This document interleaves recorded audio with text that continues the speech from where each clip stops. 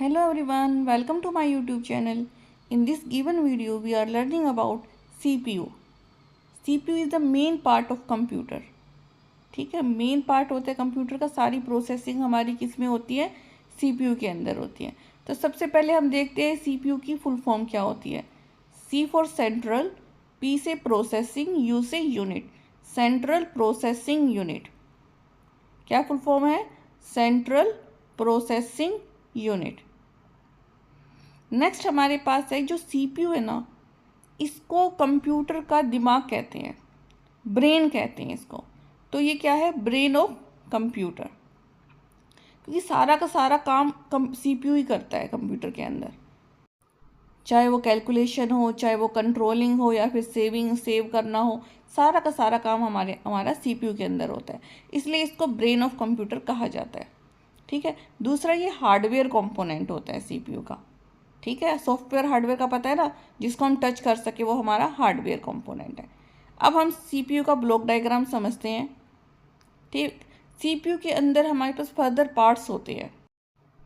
जो main part होते हैं CPU के, जैसे ALU arithmetic and logical unit, control unit, memory unit, हमारे पास बसेस भी हमारे CPU के अंदर ही होती हैं।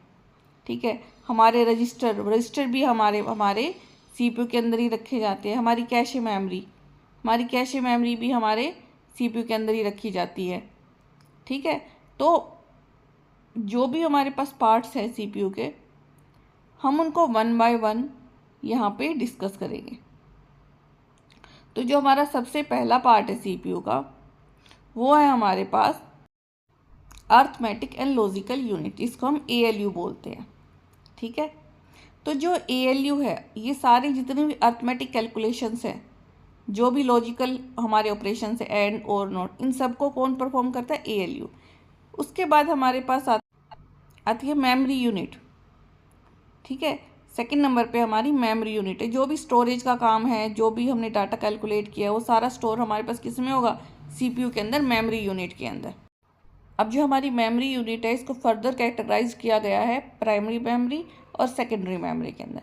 प्राइमरी मेमोरी होती है डायरेक्टली एक्सेसिबल बाय CPU, और ये दो टाइप की होती है, एक रैम और एक रोम। रैम मतलब RAM, RAM random access memory. ROM read only memory. Random access में हम रीड एंड राइट बोथ करते हैं, और रोम के अंदर ROM रीड ओनली, नाम से पता चल रहा है आपको, रीड ओनली। ये मेमोरी हमारे पास सिर्फ रीड करेगी, इसके अंदर हम राइट नहीं कर सकते, एडिट नहीं कर सकते इसको। अब जो सेकेंडरी मेमोरी होती है, इसको ऑक्सिलरी मेमोरी या एक्सटर्नल मेमोरी भी कहते हैं। तो जो हमारी एक्सटर्नल मेमोरी होती है, हमारी सेकेंडरी मेमोरी होती है, इसके अंदर हमारा डाटा परमानेंटली स्टोर हो जाता है। ये प्राइमरी मेमोरी की तरह नहीं होती, वॉलेटाइल और हमारे पास टेम्परेरी। जैसे प्राइमरी मेमोरी क्या होती है कि जब तक हमारा कंप्यूटर ओपन है, तो वो हमारे पास डाटा हमारी प्राइमरी मेमोरी में, जैसे मान लो अपने डाटा सेव नहीं किया और हमारा डाटा ओपन पड़ा हुआ है और लाइट चली जाती है, तो हमारा सारा डाटा उड़ जाएगा। लेकिन जब सेकेंडरी मेमोरी में डाटा आता है, तो हम उसको मतलब सेव करते हैं, उसके बाद डाटा हमारा किस में चल जाता है? सेकेंडरी मेमोरी के अंदर चला जाता है। और जो सेकेंडरी मेमोरी हमारी होती है, वो हमारी परमानेंट मेमोरी होती है। इसमें से हमारा अगर लाइट जाए चाहे ना जाए, हमारा डाटा सेव रहता है। ठीक है, हमारा डाटा डिलीट नहीं होता। तो ये मेजर डिफरेंस है प्राइमरी मेमोरी और सेकेंडरी मेमोरी में। प्राइमरी मेमोरी जो हमारी होती है वो टेम्परेरी होती है, और जो सेकेंडरी मेमोरी हमारी होती है वो हमारी परमानेंट मेमोरी होती है। और जो हमारी प्राइमरी मेमोरी होती है, वो हमारी कितने टाइप की होती है? 2 टाइप्स की होती है, रैम एंड रोम। और जो सेकेंडरी मेमोरी में हमारे पास हार्ड डिस्क ड्राइव हो गए, हमारी सॉलिड स्टेट ड्राइव होगी। तो ये सब चीज़ हमारी किस में आती है? हमारी सेकेंडरी मेमोरी। फ्लॉपी डिस्क होगी, वो भी एग्जाम्पल है सेकेंडरी मेमोरी का। नेक्स्ट हमारे पास आता है कंट्रोल यूनिट। कंट्रोल यूनिट का मतलब है हमारे सारे CPU को, हमारे सारे प्रोसेसिंग को कंट्रोल करके रखना। इनपुट आउटपुट डिवाइस में क्या डाटा जाए, मतलब हर तरह की कंट्रोलिंग पावर किसके हाथ में होती है? कंट्रोल यूनिट के हाथ में होती है। ये सारा सिस्टम कंट्रोल करके रखती है, किसको क्या भेजना है, कहाँ पे सेव करना है, सब कुछ, सारा काम किसका होता है? कंट्रोल यूनिट का होता है। देखो, रजिस्टर भी हमारे CPU के अंदर ही रखे होते हैं। बहुत फास्टेस्ट एक्सेस अगर किसी की है तो वह रजिस्टर की है। ठीक है, उसके बाद हमारे पास आती है हमारी कैशे मेमोरी। जो कैशे मेमोरी है वो भी फास्टेस्ट एक्सेस है। रजिस्टर के बाद सेकंड नंबर पे किसका नाम आता है? कैशे मेमोरी का नाम आता है।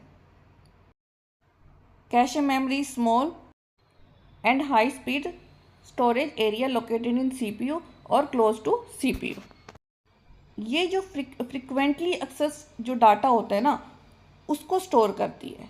कैशे किसको स्टोर करती है? जो फ्रिक्वेंटली एक्सेस डाटा होता है उसको स्टोर करती है। ये सीपीयू और जो मेन मेमोरी है हमारे, उसके बीच में बफर का काम करती है, ताकि हमारे सिस्टम की ओवरऑल परफॉर्मेंस बेटर हो जाए। तो यहाँ पे जो हमारे कैशे है वो 3 टाइप्स की होती है, L1 कैशे, L2 कैशे और L3 कैशे। ध्यान रखना है, कैशे हमारे पास 3 टाइप की होती है, L1, L2, L3।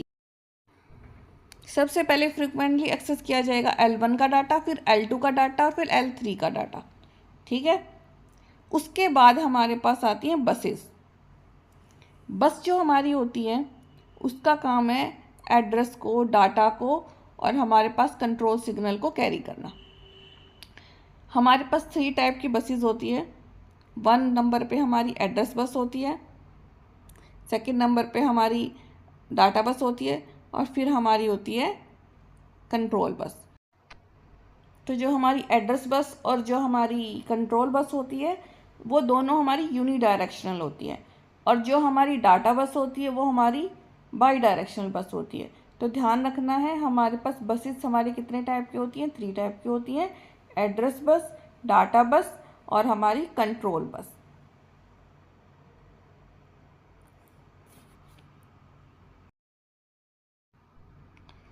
Thank you. अगर वीडियो अच्छी लगे तो प्लीज़ लाइक एंड सब्सक्राइब जरूर करें।